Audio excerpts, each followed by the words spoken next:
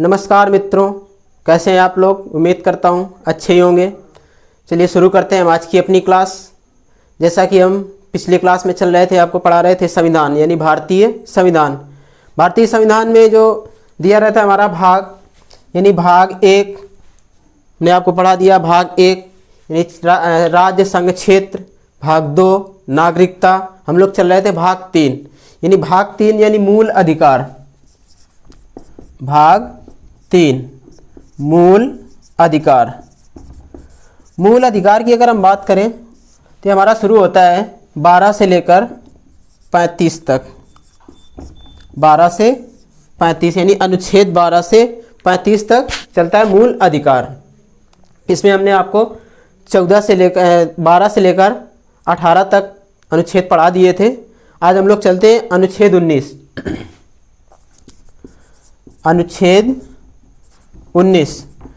अनुच्छेद 19 में जो हमें स्वतंत्रताएं दी गई हैं, यानी जैसे 19 यानी डायरेक्ट 19 में हमें 7 तरह की स्वतंत्रताएं थी। इसमें 7 प्रकार की स्वतंत्रता थी। हालांकि अब तो 6 बची हैं। जब संविधान लागू हुआ था उस समय 7 तरह की थी, लेकिन अब 6 बची हुई हैं। से अनुच्छेद अगर फर्स्ट की बात करें हम यानी 19 के पहले की बात करें हम, तो इसमें दिया गया अभिव्यक्ति यानी आप अपने आप को कैसे डिनोट करते हैं। अभिव्यक्ति अभिव्यक्ति की स्वतंत्रता की बात करता है। इस अभिव्यक्ति की स्वतंत्रता में आपका हो सकता है जैसे आप कहीं पर भी चाहे तो स्वतंत्र हैं किसी भी चीज़ के लिए, चाहे वह जैसे कहीं पे अपने झंडा लहरा सकते हैं, कहीं पर किसी का पुतला जला सकते हैं, अपनी बात रख सकते हैं। यानी इस तरह से हम देखेंगे तो जैसे कहीं कहीं प्रोटेस्ट करते समय हम लोग पुतला जला देते, किसी व्यक्ति का पुतला जला दिया, तो ये हमारा क्या है, ये हमारी अभिव्यक्ति की स्वतंत्रता है। हम ऐसा कर सकते हैं। हमें आरटीआई जैसे 2005 का आरटीआई आया। आरटीआई यानी किसी भी चीज़ को राइट टू इन्फॉर्मेशन यानी किसी भी चीज़ की हम जानकारी ले सकते हैं। ये भी हमारी अभिव्यक्ति की स्वतंत्रता है। किसी का पुतला जला देते, कभी झंडा लहरा देते हैं। अब झंडा लहराने का जैसे देखा जाए तो कहीं मैच हो रहा होता है तो व्यक्ति झंडा लहराता है, अपने गाल पे कहीं टैटू बनवा लेता है। तो इस तरह से हमें अभिव्यक्ति की स्वतंत्रता है कि हम अपने आप को कैसे कर सकते हैं, अभिव्यक्त कर सकते हैं। ये हमारी अभिव्यक्ति की स्वतंत्रता होती है। कोई तो मैच के दौरान ही का नाचने लगे, ये भी उसकी स्वतंत्रता है। हालांकि ये तो स्वतंत्रता है तो ये आर्टिकल 21 के तहत है, यानी वो किस तरह से अपना जीवन जीना चाहे जी सकता है, यह आर्टिकल 21 के तहत आता है। तो यानी आरटीआई यानी हम कहीं भी स्वतंत्रता है, झंडा लहरा सकते हैं, किसी का पुतला जला दें, किसी का विरोध करें। ये हमें क्या है, ये स्वतंत्रताएं हैं, अभिव्यक्ति की स्वतंत्रता है। जो हमारा प्रेस है, प्रेस मीडिया, वो भी इसी के अंतर्गत आता है। यानी 19 के पहले के अंतर्गत प्रेस जो आता है वो इसी के अंतर्गत आता है। उसके बाद दूसरा आता है 19 के, अगर दूसरे की बात करें हम तो इसमें है कहीं पर भी हम बिना हथियार के सभाएं कर सकते हैं, यानी बिना हथियार के सभा करने की स्वतंत्रता है। बिना हथियार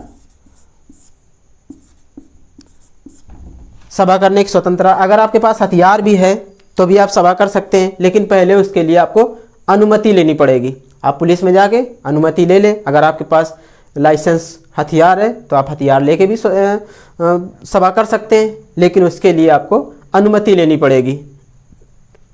अब आपके पास 2 तरह की अभिव्यक्ति हो चुकी।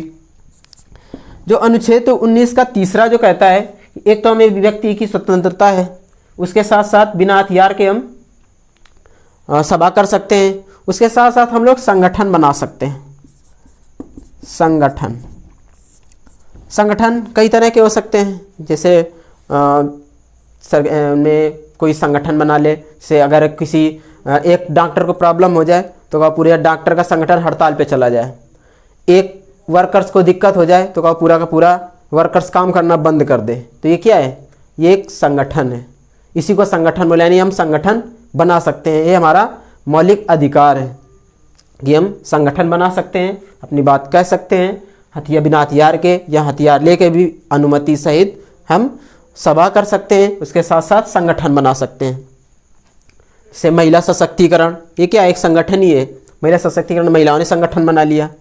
उसके बाद 4 के अंतर्गत आता है चारों ओर, यानी 4 के अंतर्गत चारों ओर घूमने की स्वतंत्रता, यानी आप पूरे भारत में कहीं पर भी घूम सकते हैं, यानी चारों ओर घूमने की स्वतंत्रता, चारों ओर घूमने की स्वतंत्रता।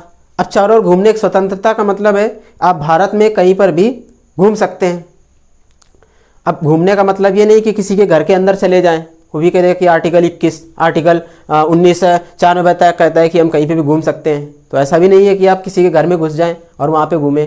कुछ जैसे पहले था हमारा जम्मू कश्मीर अपवाद था, हालांकि अब नहीं है, आपको तो कहीं पे भी घूम सकते हैं, अपवाद था, जाने के लिए आपको अनुमति लेनी पड़ती थी। इस समय भी कुछ ऐसे एरिया या स्थान रखे गए हैं जहाँ पर आपको घूमने के लिए अनुमति लेनी पड़ेगी, जैसे नागालैंड है, पूर्वोत्तर के कई राज्य हैं जिन पर आपको जाने के लिए अनुमति लेनी पड़ेगी। उन्हें एक विशेष राज्य का दर्जा दिया जाता है कि वहाँ जाने के लिए अनुमति लेनी पड़ेगी। क्यों? क्योंकि वहाँ पर अगर आप गए तो वहाँ पर जो नक्सली इलाका है वहाँ पर अगर गए, घूमने की स्वतंत्रता तो है आपको, लेकिन वहाँ गए और वहाँ पे मारे गए तो जो वहाँ के जनजाति वगैरह हैं वहाँ पे भी आप कुछ सेफली जनजाति हैं जहाँ पर आप नहीं जा सकते हैं। इस तरह से हमें घूमने की स्वतंत्रता तो है, लेकिन कहाँ जब अब अगर आप चाहते हैं नहीं हम चले जाएंगे कोई आर्मी की जैसे कैंट वगैरह, वहाँ नहीं जा सकते हैं। क्यों? क्योंकि वहाँ पर पहले से ही आर्टिकल 13 लागू होता है, तो जाएंगे अगर तो मार खाएंगे। बोले कि हमें चारों ओर घूमने की स्वतंत्रता, तो स्वतंत्रता तो है घूमने की, लेकिन वो पहले कह देगा स्वतंत्रता घूमने के, लेकिन आर्टिकल 13 यानी अनुच्छेद 13 यहाँ लागू है पहले से ही। और अनुच्छेद 13 कहता है किसी भी कोई भी नया या पुराना कानून ऐसा नहीं हो सकता है जो इसको ठेस पहुँचाए, यानी किसी की अभिव्यक्ति को ठेस पहुँचाए या किसी के कानून का हक मारे। तो आर्टिकल 13 जहाँ लागू होता है वहाँ पे हम घूमने की स्वतंत्रता भी नहीं है। तो इन आर्टिकल जो घूमने की स्वतंत्रता है वो एक सीमित है, ऐसा नहीं कि आप कहीं पे भी घूमने जा सकते हैं। तो ये घूमने की स्वतंत्रता हो गई। उसके बाद 5वें में आते हैं, आप कहीं पे भी घूमने गए, अब आपको कोई चीज़ अच्छी लगी, कहीं भी घूमने गए आपको अच्छी लगी, तो आपको किसी भी क्षेत्र में आप घूमने गए, आप किसी भी क्षेत्र में आपको अच्छा लगा तो वहाँ पे थोड़ी दिन के लिए रहे, उसके बाद आपको अच्छा लगने लगा, सोचे कि यहीं रह लेते हैं, तो आपको 5वें के तहत ये बताया गया कि आप कहीं पे भी यानी पूरे भारत में कहीं पर भी आप रह सकते हैं, यानी रहने की स्वतंत्रता, रहने की स्वतंत्रता, यानी पूरे भारत में कहीं पर भी आप किसी भी क्षेत्र में रहने की स्वतंत्रता है। 5वें में आता है, तो आप कहीं गए घूमने, आपको वो जगह अच्छी लगी तो आपने सोचा क्यों ना यहीं रहा जाए, तो आप वहाँ पे रह के अपनी रह के वहाँ पे ज़मीन लेके आप रह सकते हैं। उसके बाद 6वें में बताता है, अब आप गए घूमने, वहाँ पे रहने लगे, अब रहने लगे तो तुरंत तो ऐसा तो है नहीं कि तुरंत वहाँ पे मकान ले लिया तुरंत रहने लगे, आपको पहले किराए पे रहना पड़ेगा, फिर धीरे धीरे अपनी संपत्ति बनाएंगे। तो पहले गए वहाँ रहना सीखा, घूमने गए अच्छी लगी, फिर रहने लगे, तो पहले किराए पे रहेंगे, जब किराए पे रहेंगे तब वहाँ पे आप संपत्ति खरीदेंगे। तो यहाँ पे है संपत्ति, यानी ज़मीन आप खरीद सकते हैं, संपत्ति का अधिकार है कि यानी आप ज़मीन खरीद सकते हैं कहीं पे भी रह करके। संपत्ति का अधिकार हमारा मूल अधिकार था, अभी संपत्ति का अधिकार जो है मूल अधिकार था, लेकिन इसे अभी हटा दिया गया है, अब हमारा ये मूल अधिकार नहीं बचा है। तो जो संपत्ति हम लोग खरीद सकते हैं, वैसे संपत्ति की बात हमारा आर्टिकल 31 भी करता है, लेकिन ये संपत्ति की बात करता है उस संपत्ति की जो हम लोग खरीद रहे होते हैं, यानी जहाँ पर हम गए घूमने, वहाँ में कोई चीज़ संपत्ति जहाँ रहना चाहते हैं वहाँ खरीद के रहने लगे, तो वो संपत्ति की बात कर रहा है जो हमने खरीदी है। और जबकि आर्टिकल 31 में बात करेगा तो वो करेगा जो हमें संपत्ति दादा परदादा से मिली है, वो भी एक पहले मूल अधिकार था, लेकिन अब दोनों को कानूनी अधिकार बना दिया गया है। तो ये हमारा जो संपत्ति का अधिकार है वह मूल अधिकार ना होकर कानूनी अधिकार है। देखो मूल अधिकार में और कानूनी अधिकार में अंतर ये होता है कि जैसे मूल अधिकार हमारा है तो मूल अधिकार चाहे आपात स्थिति हो चाहे कुछ भी स्थिति हो जाए, आपका जो अनुच्छेद 19 और 20 है ये कभी हट नहीं सकते, यानी इनको कभी भी ख़त्म नहीं किया जा सकता है, चाहे आपात स्थिति लगी हो चाहे जो स्थिति लगी हो, ये हम लोग ख़त्म नहीं हो सकता है। इसी तरीके से कानूनी जो मूल अधिकार था, इसमें समस्याएं आने लगी थी। जब देश आज़ाद हुआ तो किसी का मूल अधिकार का हनन नहीं हो सकता है। अब मूल अधिकार का हनन का मतलब आपकी संपत्ति है। अब सपोज दैट मान लीजिए कोई भारत सरकार चाहती है कि हम यहाँ से रोड निकालें, ये रोड मान लिया जा रहा है। अब किसी व्यक्ति की संपत्ति यानी किसी का खेत यहाँ पड़ गया, तो अब वो बोलेगा ये हमारा मौलिक अधिकार है या मूल अधिकार है, जिसके तहत आप यहाँ से खेत नहीं निकाल सकते, या तो आप सड़क यहाँ से मोड़ लीजिए और या तो फिर आप सड़क जो बना के लाए हैं उसे ख़त्म कर दीजिए। तो बड़ी समस्याएं पैदा होने लगी। तब मजबूरीवश जो संपत्ति का अधिकार था उसे कानूनी अधिकार बनाना पड़ा। कानूनी अधिकार बना दिया गया। तो अब आपका अधिकार तो है, आपका कागज़ तो है आपके पास कि हमारे पास ये कानूनी अधिकार है, लेकिन सरकार जब चाहे तब आपकी संपत्ति को ले सकती है। अगर उसका आगे रोड बन रहा है या रेलवे लाइन बिछ रही है, इस तरह कोई भी काम अगर सरकार कर रही है और अगर आपकी संपत्ति आगे आती है या आपका खेत आगे आता है तो सरकार आपको उसका मुआवजा देगी, लेकिन आप उसमें ये नहीं कर सकते हैं कि आप कोर्ट में चले जाएं। जबकि पहले था हम नहीं देना चाहते तो कोर्ट चले जाते थे, जबकि हमारे मूल अधिकार का जो संरक्षण करता है वो कोर्ट करता है। इस वजह से कोर्ट कह देता है भाई उसकी संपत्ति है, वो नहीं देना चाहता नहीं दे, आप अपनी रोड को घुमा लीजिए। तो बड़ी समस्याएं आने लगी थी, इसलिए इसे मजबूरीवश कानूनी अधिकार देना पड़ा। ये जो कानूनी अधिकार दिया गया ये 31 में भी ऐसे ही प्रावधान था। तो अब संपत्ति का अधिकार आ गया जो मेरी खरीदी हुई संपत्ति है। फिर आते हैं हम आर्टिकल 7। अब जब संपत्ति लेकर रहेंगे तो पैसा यानी खाने के लिए कुछ पैसा कमाना भी पड़ेगा, तो इसके लिए व्यवसाय करने की स्वतंत्रता है। 7 में है व्यवसाय की स्वतंत्रता। व्यवसाय में आप जो भी भारत में लीगल कार्य कर सकते हैं। आप दुकान खोलिए, कोई भी काम करिए, यानी आपको पूरी तरह से स्वतंत्रता है। अब ऐसा नहीं है कि जो आप व्यवसाय के अंतर्गत आप हथियार बना के बेचने लगे, इस तरह का भी काम नहीं हो सकता है। जो कहें कि नहीं हमें जो व्यवसाय है व्यवसाय करने की स्वतंत्रता है तो हम बंदूक बना के बेच रहे हैं, ऐसा भी नहीं हो सकता है। तो यानी जो लीगल काम है उसके अंतर्गत आप व्यवसाय कर सकते हैं। तो ये हमारे आर्टिकल 19 था। 19 के अंतर्गत पहले 7 अधिकार थे जो कि अब 6 अधिकार बचे हैं, जिसको संपत्ति के अधिकार को हटा दिया गया है। अब हमारा जो पहला बचता है, पहला अधिकार यानी अभिव्यक्ति की स्वतंत्रता, यानी अपने आप को जिस तरह से चाहें अपने अधिकार का प्रयोग कर सकते हैं। दूसरे में आता है कि हम बिना हथियार के संगठन बना सकते हैं, बिना हथियार के सभा कर सकते हैं। तीसरे में आता है हम संगठन बना सकते हैं। और चौथे में आता है यानी चारों ओर घूमने की स्वतंत्रता है। अगर आप घूमने गए तो वहाँ पर आपको जहाँ अच्छा लगा, जैसे मान लीजिए आप अंडमान निकोबार घूमने चले गए, वहाँ आपको अच्छा लगा तो आप यहाँ का अपना सामान जो भी खेत है घर है और अपना बेच के आप अंडमान में रह सकते हैं। तो वहाँ पे भी रहने की स्वतंत्रता है। अब रहेंगे तो संपत्ति खरीदनी पड़ेगी, जो आर्टिकल 6 में यानी खरीदने की जो स्थिति बताती है वो 6 में आप संपत्ति को खरीद सकते हैं। जबकि 7 में बताता है कि आप खरीद के रहने लगेंगे तो आपको व्यवसाय करना पड़ेगा, इसके अंतर्गत आप व्यवसाय कर सकते हैं। चलिए अब देखते हैं हम लोग आर्टिकल 20। 19 उसके बाद आएगा 20। आर्टिकल 20 में बताता है कि आप किसी भी तरह की मूल अधिकार जो था 12 से 35। आर्टिकल 20 हमें यह बताता है, आर्टिकल 20 के अंतर्गत ये रखा जाता है कि जो 20 यानी आर्टिकल 20 के तहत हमें ये बता दिया गया कि आपको इसमें 3 प्रकार की स्वतंत्रताएं दी गई हैं। अगर एक नोट लगा के आप लिख सकते हैं, जैसे हमने बताया था अभी कि जो अनुच्छेद 19 का 6 संपत्ति का अधिकार, अनुच्छेद 19 जो संपत्ति का अधिकार है उसे 44वां संविधान संशोधन यानी 44वां संविधान संशोधन 1978 इसके द्वारा हटाकर 1978 में 44वां संविधान संशोधन किया गया।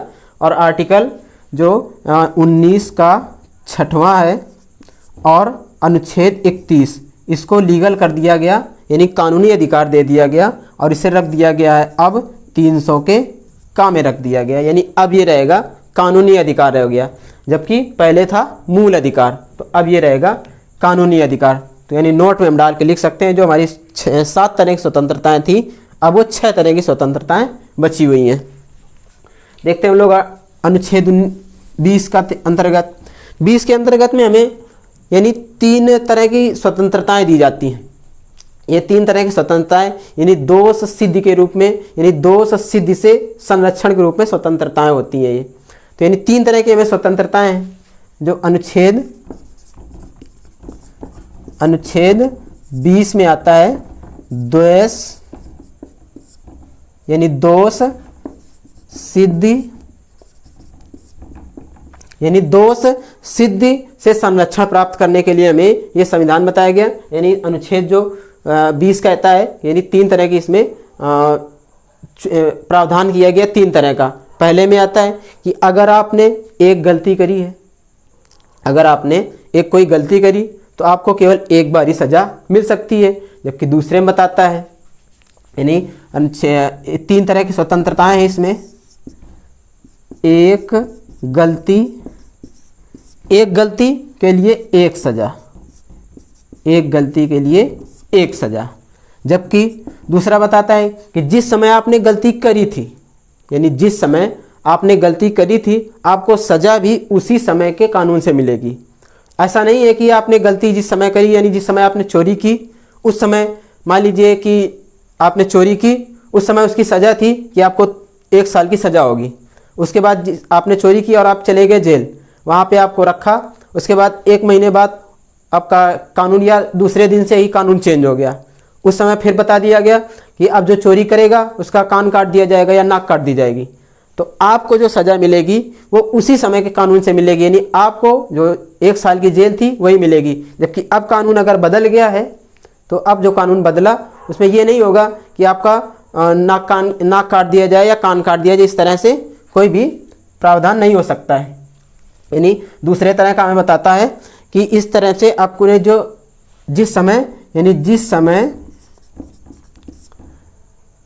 चोरी की या जिस समय अपराध किया सज़ा उसी समय के कानून से मिलेगी, यानी उसी समय के कानून से आपको सज़ा मिलेगी। जबकि तीसरा क्या बताता है, तीसरे में बताया गया कि कोई भी अगर व्यक्ति एक बार सज़ा काट चुका है, यानी एक बार अगर कोई व्यक्ति सज़ा काट चुका है तो एक सज़ा के लिए यानी एक अपराध के लिए एक बार ही सज़ा मिल सकती है। यानी एक गलती के लिए एक सज़ा तो हो चुकी, यानी अब हम इसमें देखते हैं कि सज़ा के बाद यदि कैदी को संरक्षण दिया गया, यानी इसमें पहले वाला तो हो ही चुका कि एक सज़ा के लिए एक गलती, दूसरे में जिस समय अपराध किया था आपको सज़ा भी उसी समय कानून से मिलेगी। और तीसरा बताता है यानी खुद के खिलाफ आप गवाही नहीं दे सकते, गवाही नहीं दे सकते, यानी खुद के खिलाफ आप गवाही नहीं दे सकते। ये हमारा बताता है आर्टिकल 20 के 3 तरह की स्वतंत्रताओं में। एक गलती के लिए एक बार सज़ा, दूसरा जिस समय आपने गलती की या जिस समय आपने अपराध किया उसी समय के कानून से आपको सज़ा दी जाएगी।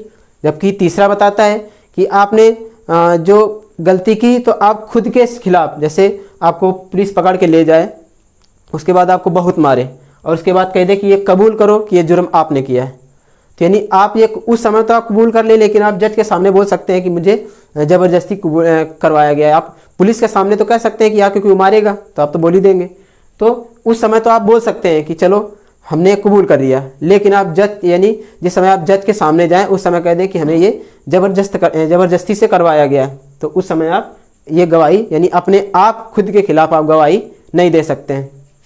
चलिए आइए देखते हैं हम आर्टिकल 21 में आते हैं। यानी आर्टिकल 21 हमारा बताता है यदि इस तरह से कोई भी संविधान दैहिक स्वतंत्रता का प्रावधान किया गया है, यानी दैहिक स्वतंत्रता क्या होती है, यानी हमें अपने आप को किस तरह से हम बचा सकते हैं, ये मेरी प्राण एवं दैहिक स्वतंत्रता की बात करता है। अगर हम बात करें अनुच्छेद 21 की, तो अनुच्छेद 21 बताता है दैहिक यानी प्राण एवं दैहिक स्वतंत्रता। अनुच्छेद 21 से बताता है प्राण एवं दैहिक स्वतंत्रता, यानी आप आप अगर चाहें भी कि आप आत्महत्या कर लें तो आप आत्महत्या नहीं कर सकते हैं।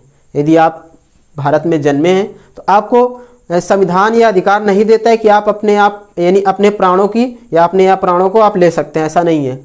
अगर आप भारत में जन्मे हैं तो आप अपने प्राणों को भी नहीं ले सकते हैं। ये हमारा प्राण एवं दैहिक स्वतंत्रता के अंतर्गत आता है। इसी के अंतर्गत देखा जाता है तो इसमें कई तरह की स्वतंत्रताएं दी जाती हैं। जैसे प्राण एवं दैहिक स्वतंत्रता के अंतर्गत अगर हम देखें तो आप अपने प्राणों को नहीं ले सकते, यानी आप अपने प्राण जो हैं वो नहीं ले सकते, यानी आत्महत्या नहीं कर सकते, आत्महत्या नहीं कर सकते हैं। और इसके साथ साथ आप अगर जैसे कोई भी चीज़ प्रदूषण, यानी जब गाड़ी हम लोग चला रहे होते हैं तो जो चालान हम लोग का काट दिया जाता है कि पोल्यूशन ज़्यादा चल कर रही है, आपकी गाड़ी धुआं ज़्यादा दे रही है, तो भी आप प्रदूषण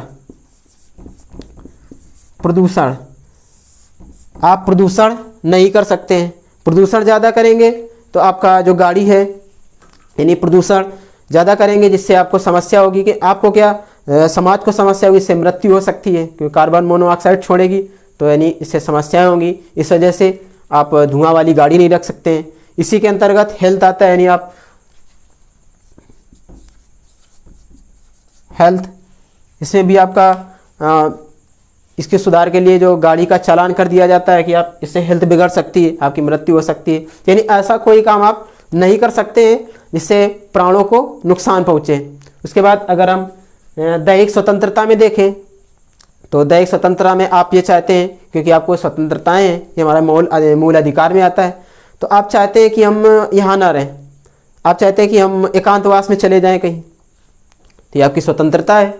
आप अगर चाहते हैं तो एकांतवास चाहते हैं, आप एकांतवास में जा सकते हैं। आप चाहते हैं कि हम यहाँ जंगल में जाके रह सकते हैं, वहाँ अपना घर बनाइए, वहाँ पे रह सकते हैं। फिर आपकी ये भी स्वतंत्रता है कि आप विदेश यात्रा जाना चाहते हैं, आप विदेश यात्रा जा सकते हैं। दैहिक स्वतंत्रता के अंतर्गत विदेश यात्रा जा सकते हैं, जाते भी कुछ लोग घूमने के लिए, मौज मस्ती के लिए विदेश यात्रा जा सकते हैं। ये हमारी निजता का अधिकार है, जिसको हम ये हमारा निजता का अधिकार आता है। इसी के अंतर्गत एक धारा हुआ करती थी, जिसे व्यभिचार जिसको कह सकते हैं हम, व्यभिचार। ये पहले नहीं था, लेकिन अभी व्यभिचार को भी जो हमारा दैहिक स्वतंत्रता है या पर्सनल लिबर्टी है उसके अंतर्गत रख दिया गया है। इसके अंतर्गत जो धारा थी 497 धारा जो थी इसको हमें हटा दिया गया है, जबकि पहले ये थी 497 धारा जो हटा दी गई है। ये इसमें ये बताया गया कि यदि कोई शादीशुदा महिला है और वह किसी पर पुरुष से अगर बात करती है, इस तरह से संबंध रखना चाहती है, तो उसे लीगल कर दिया है। यानी ये जो धारा थी इसे लीगल कर दिया गया। पहले अनलीगल था कि कोई शादीशुदा महिला किसी पर पुरुष से बात नहीं कर सकती थी या इस तरह से कोई संबंध नहीं रख सकती थी, लेकिन अब क्योंकि उस समय जो था केवल महिलाओं पर लागू होता था ये, पुरुष चाहे तो चाहे जितने से बात करता हो या किसी तरह से मिलता जुलता हो, कोई दिक्कत नहीं। जबकि अब जो दैहिक स्वतंत्रता के अंतर्गत ये महिलाओं के लिए था कि महिला किसी से बात नहीं कर सकती है, जबकि पुरुष चाहे जिससे बात करता रहे। तो इसको कोर्ट ने लीगल कर दिया कि अब पुरुष भी अगर बात करता है तो भी कोई दिक्कत नहीं, अगर महिला भी बात करती है तो कोई दिक्कत नहीं। यानी शादीशुदा महिला अगर किसी पर पुरुष से बात करती है तो उसे लीगल कर दिया गया है। इसके अंतर्गत सरकार ने लीगल किया, लेकिन उसके पीछे एक राज रखा। राज मतलब यानी उसको एक लीगल तो कर दिया, उसके तहत सरकार ने ये कह दिया या कोर्ट ने ये फैसला दे दिया कि अब अगर बात कर रहे हैं पुरुष दूसरे महिला से और जो शादीशुदा महिला दूसरे पुरुष से, तो इसमें अगर कोई क्लू मिला यानी कोई सबूत मिला तो हम आपका जो डाइवोर्स है वो आसानी से कर देंगे। यानी अब आप अलग अलग होने के, यानी डाइवोर्स के संभावनाएं ज़्यादा बढ़ सकती हैं हो गई कि अगर आप इस तरह से, पहले ये था कि पुरुष बात करता था, महिला के लिए दैहिक स्वतंत्रता थी नहीं, तो उसको लीगल कर दिया गया। तो यानी अब महिला भी चाहे तो किसी से भी बात कर सकती है, ये कोर्ट ने लीगल कर दिया है। अब हम लोग देखते हैं कि चाहे अनुच्छेद 19, 20 और 21 ये हमें मूल अधिकार के अंतर्गत आते हैं। जो मूल अधिकार होता है वो कभी भी ख़त्म नहीं किया जा सकता है। जैसे आर्टिकल जो आर्टिकल 20 है और आर्टिकल 21, यानी ये दो तरह के जो अनुच्छेद हैं, ये चाहे आपात स्थिति लगी हो यानी कोई भी स्थिति यानी आपात स्थिति भी अगर लग जाती है या राष्ट्रपति शासन लग जाता है तब भी आपको ये नहीं छीनी जा सकती हैं।